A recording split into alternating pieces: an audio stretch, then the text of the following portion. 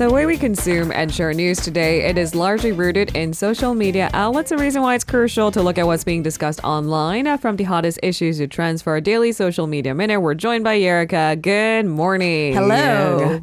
It's funny because we had an entire entertainment segment dedicated to the death of movie theaters. Truth be told, I mean, the pandemic was rough for the movie industry, both making and screening. It changed drastically. And then movie tickets, of course, had to be hiked up in prices. Of course. So they can make up for lost ends. And people just got a little bit too comfortable and too used to staying on their couches and streaming everything. Taking couch potato to a whole new level. That's right. So it takes a lot more for any of us who are incredibly lazy to peel ourselves off that couch, put myself in a car, get to a movie theater, wait in line, buy the popcorn, the stale popcorn.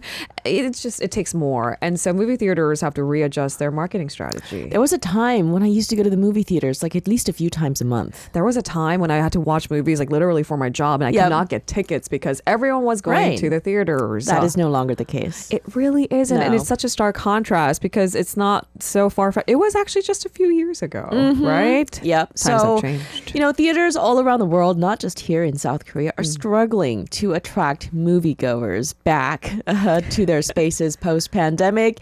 And one South Korean theater chain, the largest one actually, is testing out a rather innovative way or creative way to attract people back, draw them away from streaming shows back to the big screen. How, you might be asking? Well, that's the big question. By adding bouldering walls, climbing walls. Now, South Korea's largest multiplex movie chain operator, CGV, started installing climbing walls in 2021 at one of its multiplexes in central Seoul, the Chungno Piccadilly. And it demolished 2 movie screens to make way for these climbing walls. They left 6 screens for movies. The climbing gym opened its doors in January of last year. Okay. Like other theater operators in different countries, CGV saw attendance plummet amid COVID-19. I remember particularly AMC stocks in the US, it just fluctuated like it didn't know what to do with itself. And so, like you said, it's probably not just South Korea, but some movie theater chains were a little bit more quick to make the adjustment. That's pretty bold. Well, that's because in the year 2020, the company turned unprofitable. The number of moviegoers in South Korea plunged from 226 million in 2019, this is before COVID-19, to just a quarter of that number, 60 million, the following year in 2021. Look at that steep drop. Yes, but the company noticed something interesting during that period. Activities like bouldering and rock climbing were becoming increasingly popular among the younger Koreans.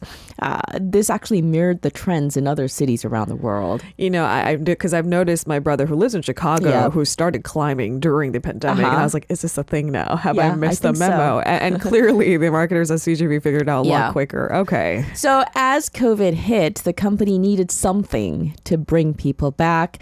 It found that sports was one of the activities that could motivate people to leave their couches and venture out of their homes, basically. Health is wealth, that kind of thing. That kind of thing. Okay. Now, although many theaters around the world face the same threat of shutting down due to the falling number of visitors, giving these screening spaces a second life can be challenging because of the design elements that are very specific to movie theaters, like high ceilings, slanted doors, subdivided spaces.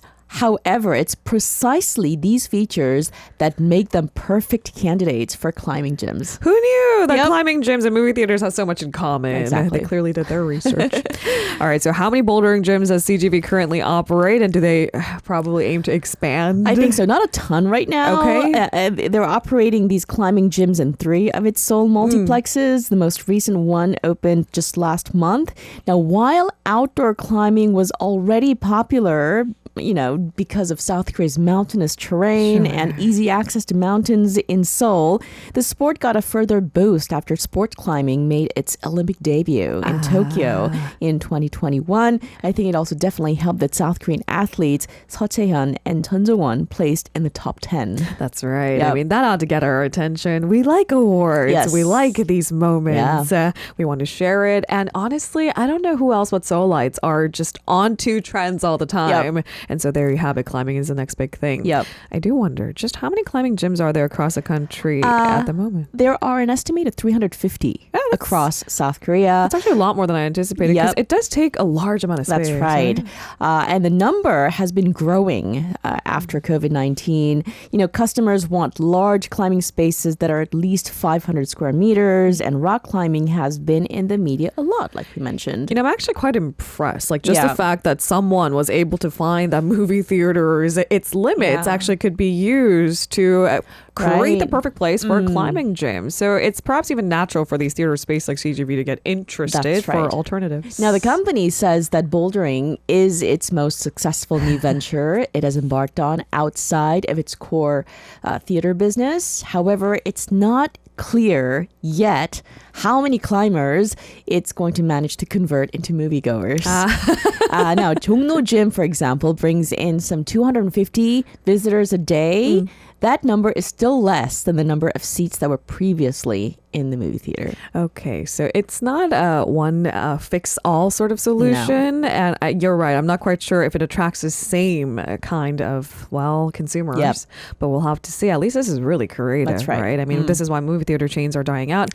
Remember during the pandemic, they did popcorn delivery. They tried everything. They did popcorn delivery? You didn't know this was a big thing really? for the young generation because they wanted to, watch movies at home, but, certain chains had apparently better popcorn. And so they did popcorn delivery. That's how they try to survive to no avail. Tough times. It really gets people creative. Yeah, but I've got to say climbing wall is kind of ingenious. All right, turning to our second buzzword of the day. It turns out there's an ailment hitting those in their 40s particularly hard, and it is none other than panic disorder. Yeah. You know what? I work with people in their teens every day, and I've been seeing more and more teenagers suffering from panic disorders. The thing is, I guess there are these preconceived notions of it only hurts certain people, a certain demographic, but that couldn't be further from the truth. And it has a way of bringing down the strongest too. And so that's why this news surprised me, because panic disorder is most common among people in their 40s. So the number of Koreans diagnosed with panic disorder surged last year compared to just a few years ago. And experts are suggesting that growing social and psychological stress could be possible causes for this phenomenon. Now, according to a report released by the National Health Insurance Service just yesterday, a total of 540 people received hospital treatment for panic disorder in the year 2021, which is up 44.5% compared to 2017. Just a sheer jump. Yes, exactly. And of them, male patients accounted for 45%, or close to 90,000. But there was a slightly higher number of female patients at 111,000. Okay, so let's look at the specifics of this report. Do panic disorders happen more frequently to, again, specific age groups? Yeah, it seems so. Okay. The 2021 figures show that panic disorders occurred more frequently in the elderly or older demographic than in the younger generation. The numbers indicate that people aged over 40 were more prone to depression and illness. Patients in their 40s accounted for the biggest proportion at 23% of the total.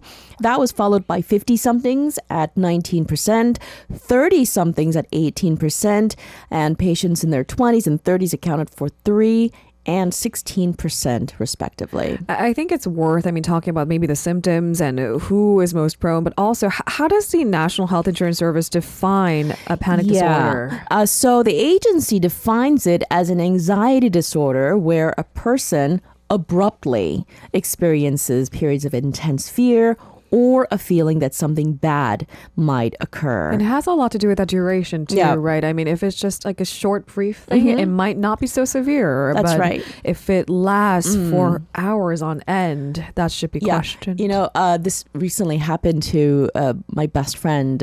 She was in the subway. She lives abroad, by the way, not in Korea, but she was in the subway in the city where she lives in, and she suddenly got that feeling, just crippling fear. Yeah, a crippling fear. Yeah. And so she had to actually step out of the train to breathe.